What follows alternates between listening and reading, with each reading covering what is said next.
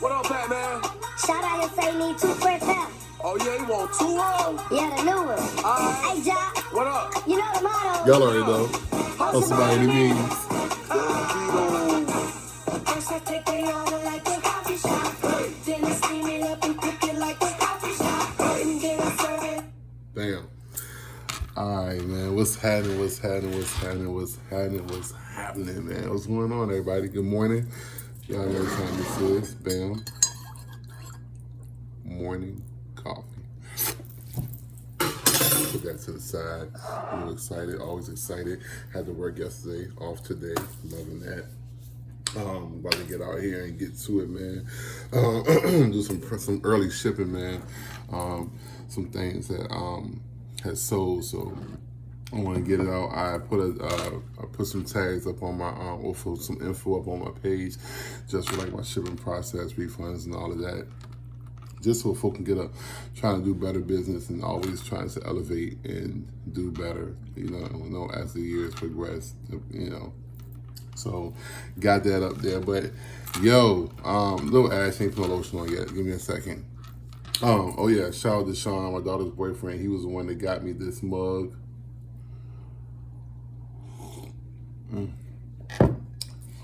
Morning coffee, man. I just came here today just to quickly more encouraged today than anything, man. I've been watching a lot of motivational things, most motivational pieces that have been super encouraging to me, man, to continue, you know what I'm saying, to strive for, you know, reaching goals and reaching dreams.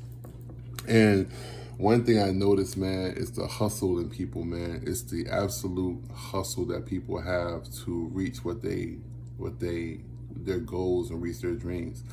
And I noticed that, man, with folk that really want something, that are ambitious, or folk that really want something, they're very ambitious, they're very driven, and they have a hustle hard mentality. I think I said this before. The reason I was able to do so well with proxies is because I was motivated to get up early and get out there to the shop and be in the line 4 and 5 o'clock in the morning before everybody got up. I've been encouraged this week by people tagging me in videos like from the Round 2 show, and just seeing the excitement in my face and the excitement for grabbing stuff for folk was just like what made the passion ever more present, you know what I'm saying, when I was doing it. It's the talking to the people on the phone, it's the messages throughout the day, it's the excitement when a person got their stuff. And so, man, that right there had me really driven to do stuff, man. I'm gonna tell y'all this. Just give y'all a little backdrop real quick. I won't be long looking at my time as I talk, man. I'm a person that come from, like, I literally, my family, we were doing well, and then my mom and dad got divorced, and we went downhill.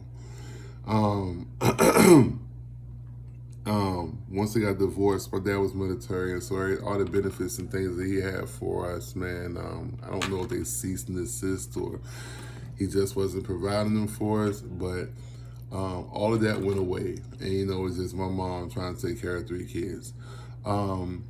So, and I know y'all hear these stories all the time, but I think sometimes it touches home when you know the individual that you're talking to, or you have sort of a relationship and an understanding of who that person is when you're talking to them, and you don't just hear the stories. The stories are going to always be motivating, but I think sometimes it impacts a little bit harder when you actually have like a relationship. And I think I know a lot of people, and I think I have a relationship with a lot of people, or have befriended a lot of people that have been following me and know me and talk to me and all of that. So this is just my insight for me, or just a peek into, you know, where I came from real quick, just to show y'all why I'm determined like I am, and why the hustle is always there. And what determination had got thwarted for a little bit, but the hustle never stopped. We grew up, we you know, getting powdered milk was on welfare and food stamps. So we was getting like government assistance, you know, government subsidized housing. My neighborhood, you know, folk got shot, you know what I'm saying, it was crackheads, poverty, all of that, you know what I'm saying. We went to bed hungry a lot of nights. I grew up on chicken livers, liver and onions and brown gravy. I grew up when we didn't have food in the house. I ate crab apples off the trees of the neighborhood that I lived in. I ate honeysuckles.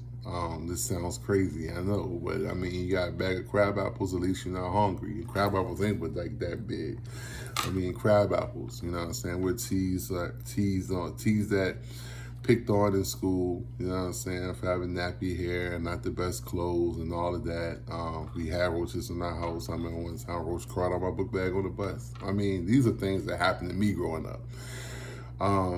Me and my boys used to walk to the mall, and I tell everybody this story, and people be grossed out by it, but the Burger King was on the way to the mall. Burger King, Taco Bell, and whatnot, but we used to particularly like Burger King because Burger King, the old Burger Kings had a back door. You can go through the back door and then come through the front. But the back door leads you right to the lobby, and the soda machine was right in the lobby. So what we used to do is we used to look for old Burger King cups on the ground. We used to pick them up, through the back door, go in the bathroom, rinse out the cup, go to the soda machine, get soda. Like, I'm dead serious, and I ain't fronting on y'all, nothing. We used to go in the grocery store. We used to find the little hugs. We used to walk down the aisle, bite them, and drink them, and throw put the container like behind stuff. We used to go to the grocery store and pick up like cinnamon buns and stuff like that, and just eat them while we walk around the grocery store because we was hungry. We used to steal out the gas stations. We used to do whatever we could do.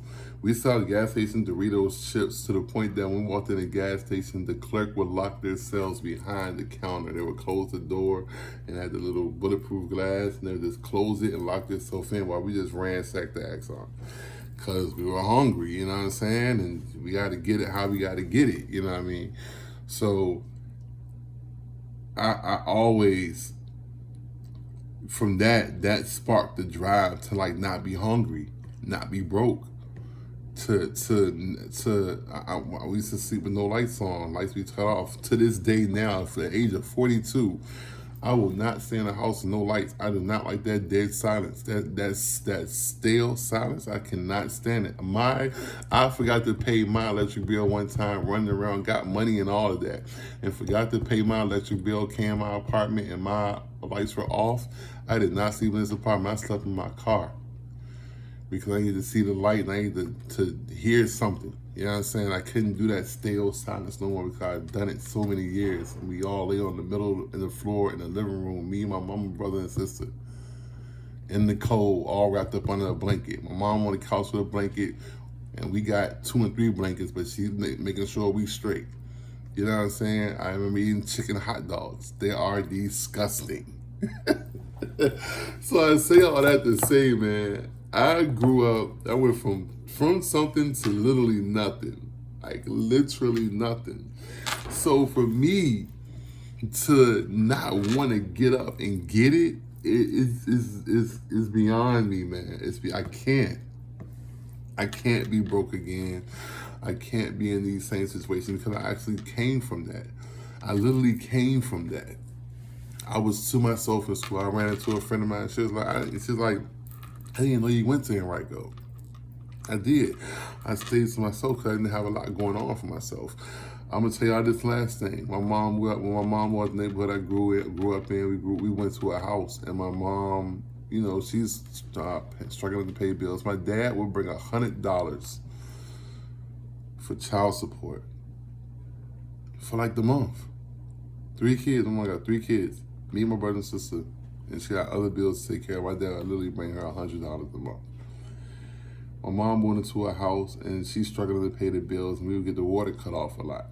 Me and my brother would take milk jugs, and we would walk down to the Southern Express corner store right there off of Brook Road, Azalea. We would walk down there, and they had a spout on the side of the building, and we would stand on the side of the building, and we would fill up the jugs with water, and then we would put them in the bags, and we would walk back home. It wasn't that far, like a 10-minute walk. And we would walk back home with all these water jugs. I remember one time we was out on the side filling up the water jugs, and some friends of mine from school pulled up, and they was like, "What y'all doing?" And it's embarrassing. We like, we just feeling the drugs, thirsty or whatever, trying to make up a story. Dog, I'm telling y'all, these are real events that happen in my life, and these events that happen in my life are the reason why I go hard with a hustle. Like, I will figure it out. I will make it happen because the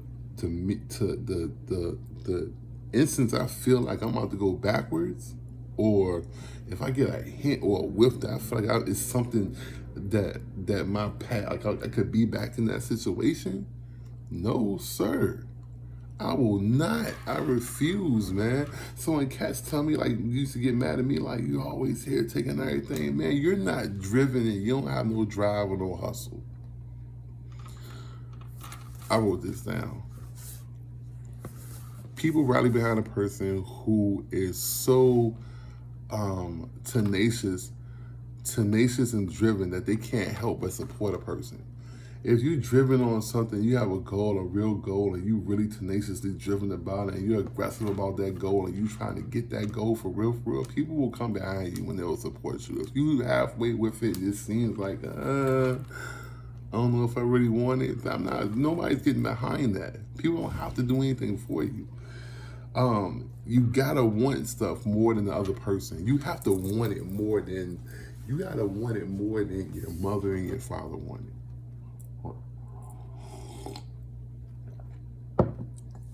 I'm a parent. My kids got goals and whatnot that they want to, accomplish and see come to fruition, and I want them too. But in being where I come from, sometimes their goals be bigger than me, right?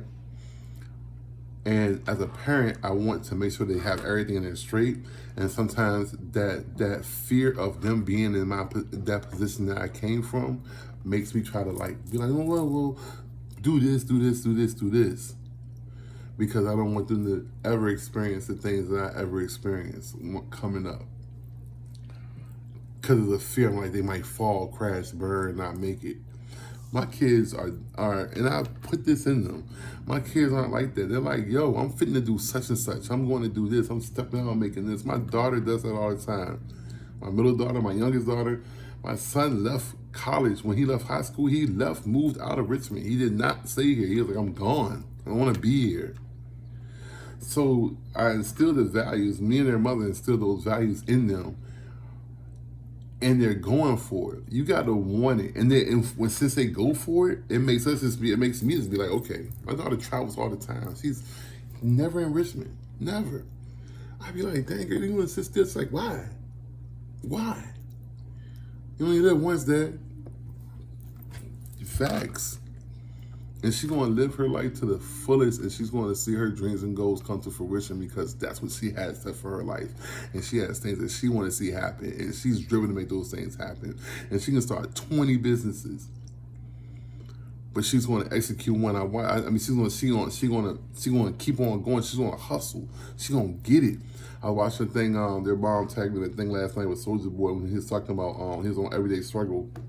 And he was talking about the game system he had with all the games in it, and DJ academics kept trying to shoot it down. And Soulja Boy was like, I made the game $100. I made it affordable for the black community. I was trying to knock a black man that hustles. I'm trying to like a black entrepreneur.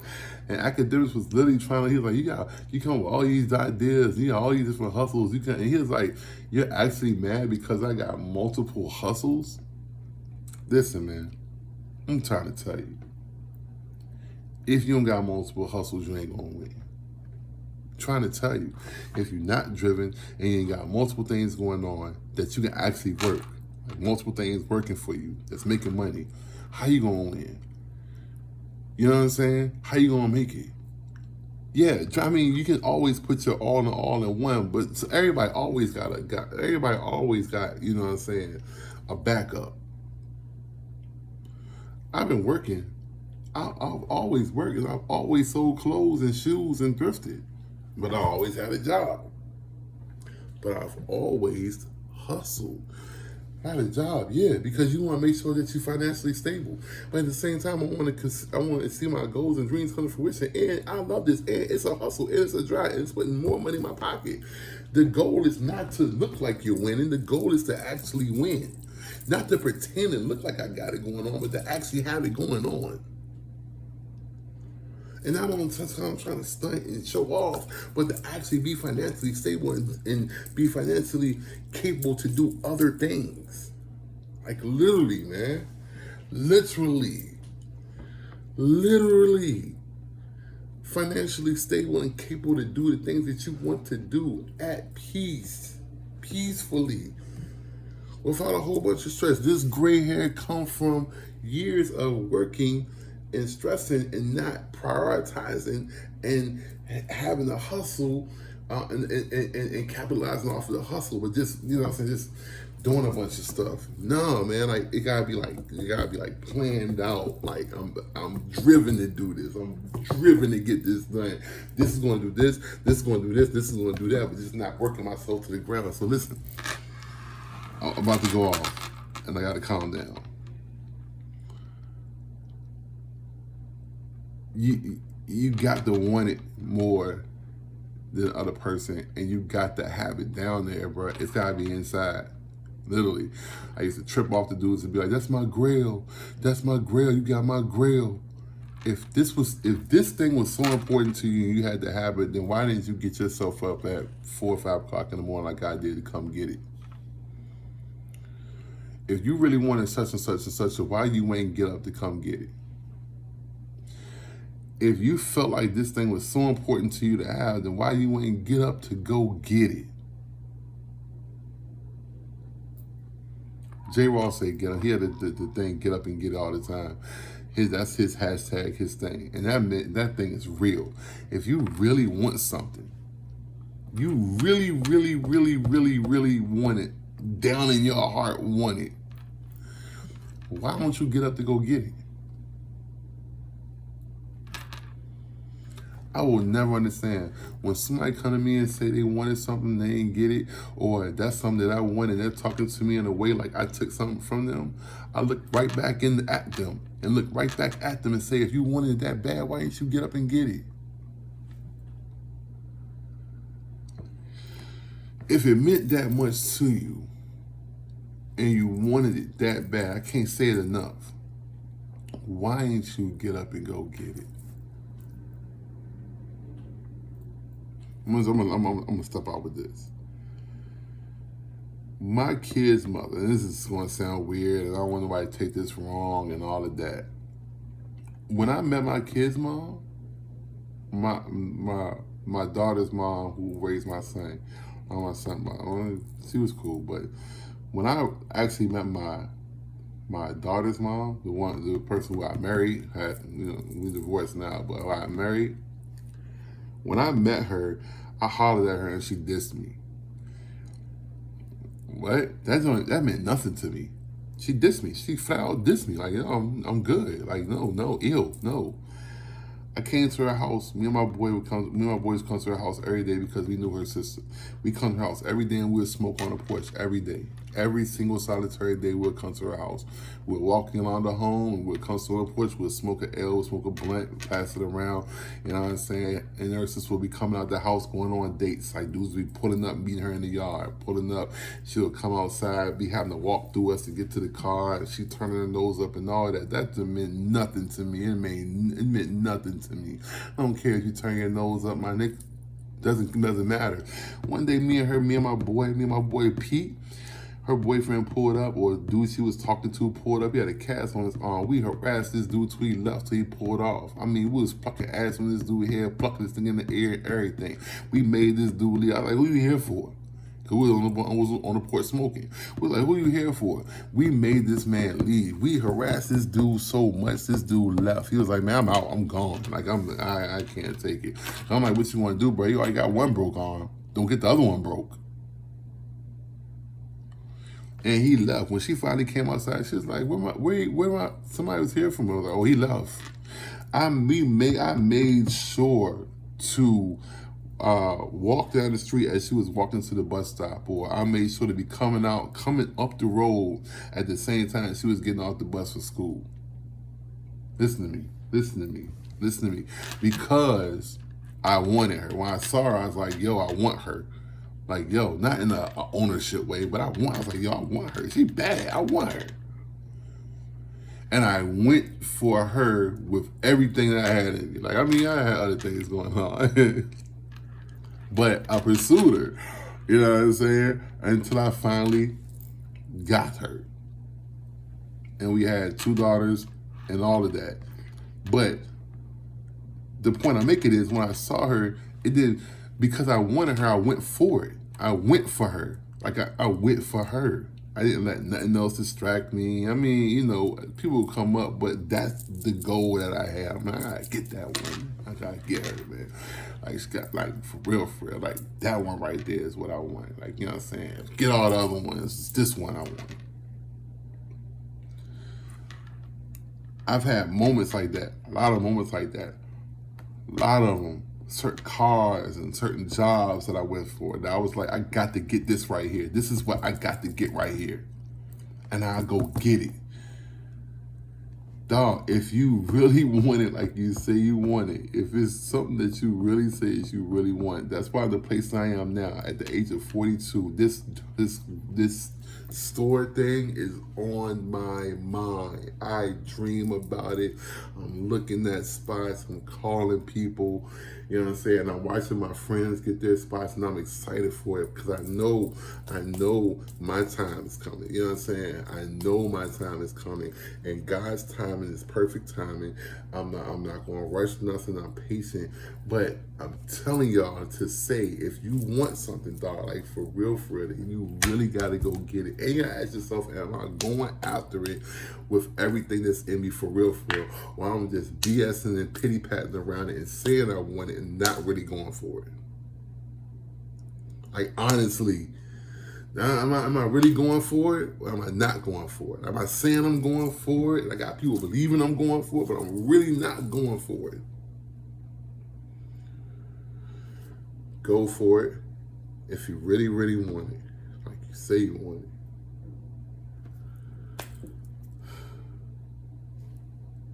If you really want, like you say you want it, what's up? Pray y'all had the blessed, most awesome week, man. It's Wednesday. I hope y'all had the most blessed and awesome week. I'm for real. Like, seriously. I don't want to prolong anything or talk. But you gotta want it with everything that's within you, dog. Like, for real. Like, it's not gonna happen halfway. Like, it got to be real. If it's not real, reevaluate the situation. Like, is this really what I want? God, listen to me. All I do is think about, envision a space where I can just have curated pieces, like already put together ensembles, outfits, like a shelf right here with a shoe, hat, jacket, shirt, pant, already put together. Then like other pieces, like other individual pieces, accessories, like it's slotted, and you can like literally walk in and be like, oh, I be like, so I could be talking to you, I could be like, yo, so like when I got on that, I could be like, I had this hat sitting there with this button up, this nice little tan button up, boom, with these chinos, like boom, like right there. And then I had like a light jacket, like a light jacket, another hat, and maybe like another pant like on the side, like there'll be like slots. And you can be like, so this is what, you know, I could be actually talking to the individual, like, yeah, this piece can go with this piece, boom, or you can pull this right here, boom, and boom, because most men, we're visual, and if we see the outfit already put together, now some goofy, like, matchy stuff like that. I'm talking about like a nice outfit put together, some pieces put together, and I'm like, and I'll show you how to curate, and it's already curated. I'll show you how to put the tones together, and you can see it, bro. And I'm like, look at this, bro. And it's hand selected. Like, I'm talking about dope stuff, like vintage, curated vintage, camos, nice chinos, denims. Now, don't want no, not into I'm not into like I'm on one of those stores with a whole bunch of general release Jordans and whatnot. That's not me. You know what I'm saying? Like no disrespect. That's not me. I'm looking for like Asics and Pumas, Conies. I'm looking for Reeboks. I'm looking for that type of stuff. Boom, boom, boom, boom, boom. So when you come in there, I'm talking about you getting some clean fire looks. Jordan 1s, any color Jordan 1s. That's just me. Any color Jordan 1s. And it's like, it's curated joints, you know what I'm saying? Trench coats, you know what I'm saying? Lightweight jackets, varsity joints, you know what I'm saying? Farm jackets, stuff like that. Boom, boom, boom. Nice Penfield and Pendleton, you know what I'm saying? Stuff like that in there. Harley joints, vintage band tees, vintage any kind of advertising merch, stuff like that. Bruh. And it's already selected, put out a couple racks, you know what I'm saying, with some vintage pieces, boom, boom, boom, boom, boom, you know what I mean, couple jerseys, you know what I mean, some champion joints, you know what I mean, even football, you know what I mean, baseball joints, champion joints, like the old round two stuff, that stuff still fire to me, you know what I mean, so that's what I'm going for. Hats, you know what I'm saying, dudes love hats, so you see how excited I am about that, because that's what I really want. Pause. You guys have the most wonderfulest week, man, for real, for real. And I want y'all to be excited, and I want y'all to win. And I want y'all to win with everything in you, dog. All right? All right.